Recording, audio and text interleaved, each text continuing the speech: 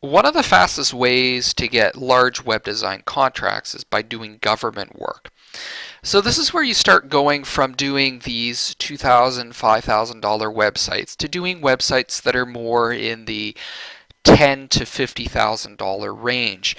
Now, it may be very difficult to do this if you're not a large agency, but if you're able to pull a team together and perhaps partner up with a marketing firm, you will be able to get these contracts, and you'll be able to leverage your experience with these government contracts to get larger ones in the future.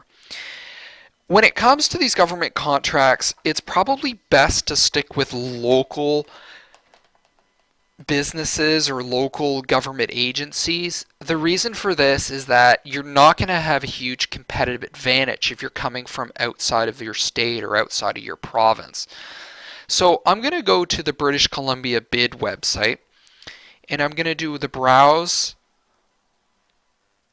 for services.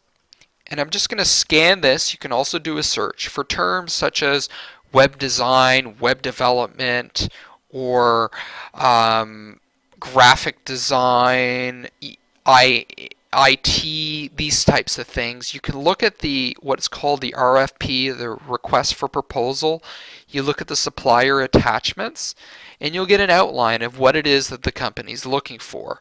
It's very important not to waste your time with RFPs that you're not a good suit for, because the RFP response process takes very long. There's very detailed information that you need to fill out. If you don't meet a deadline, they will simply most likely ignore your response, your proposal.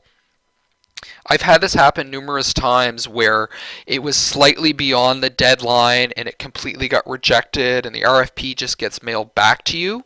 But you can get the contracts if you're a good fit and if you can talk about your experience with other organizations that are somewhat relevant to what it is that they're looking for. Now, the important thing is you need to look at their request for proposal and you need to tell them that you're exactly what they're looking for.